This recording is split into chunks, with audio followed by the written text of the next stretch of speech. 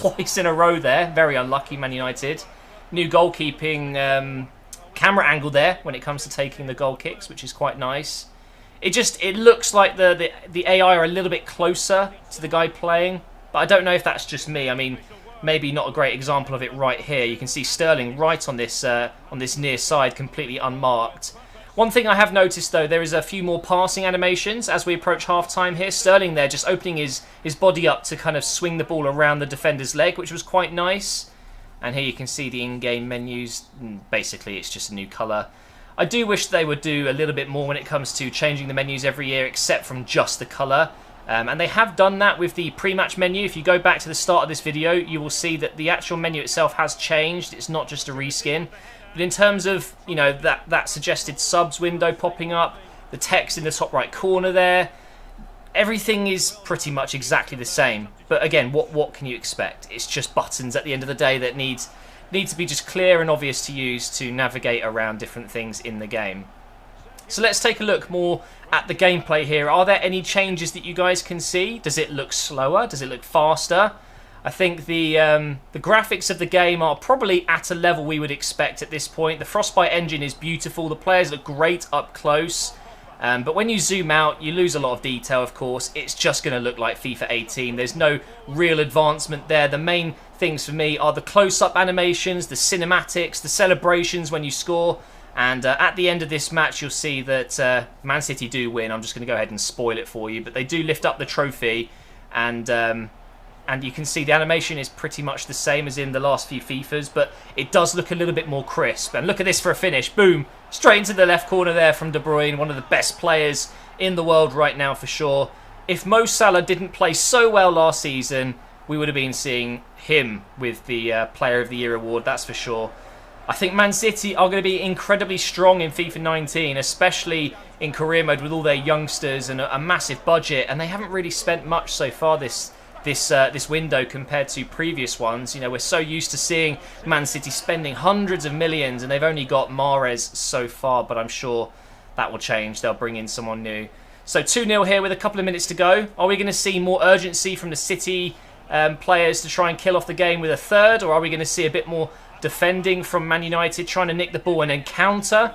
At this point, you know, on professional, I don't think you're going to see too much. What I would really like to see is a game on Legendary. I think that's going to give us more of an indication on how the AI is actually being built for this game. I'm pretty sure it's going to be very similar, though, to FIFA 18. But always nice to see new additions in those menus, like the new tactical game plan thing. That might be a game changer when it comes to career mode. The chance to easily switch between game plans depending on who you're playing against. I mean, how that's not in the game already, I will never know. But, you know, if you're coming up against a really strong team, you could put maybe a defensive game plan up. Or if you come up against a team that you think you'll be beating easily, then you can switch to a way more attacking formation with the click of a button instead of editing the squad and the tactics every single match. But that is going to be the end of the game. Man City are victorious, as I said. And let's take a look at the celebrations here. I think they've added in a couple more animations on the players themselves there. But I've got to be honest, the camera view here and the general celebrations and the commentators, of course, are new. I forgot to mention that. But it looks very similar to FIFA 18 here. I think they may have actually just reskinned it, to be fair. A few new player faces, though, that might be updated. I'm pretty sure that the cameraman there looks exactly the same. I mean, even the models of the cameras themselves are going to be the same, of course. They've got the latest boots. I wish they would just put them into FIFA 18 already. I love picking up new boots in the game. But there you can see the official Europa League trophy in all its glory. It's a beautiful trophy. I do like it, but of course it really doesn't mean anything compared to the Champions League trophy, which is what Man City should be lifting here. Notice how they've got the Europa League badge on their shirt, by the way.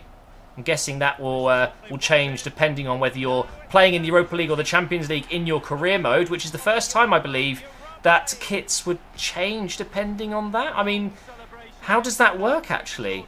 I'm wondering if your team is in the Europa League in season 1, if you then go into the Champions League in Season 2, will it automatically change?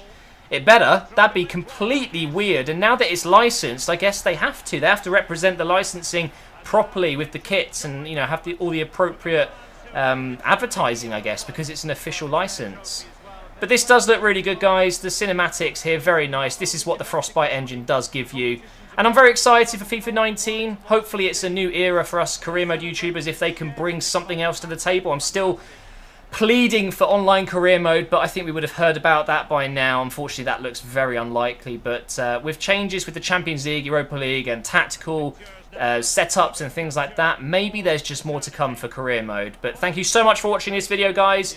Leave a like if you enjoyed it. FIFA 19 gameplay, news, and leaked screenshots, whatever may be, will be going up on this channel when I can upload them, if I'm allowed to. Hopefully this video doesn't get taken down. But all the best, guys. Make sure you subscribe, and I will see you next time.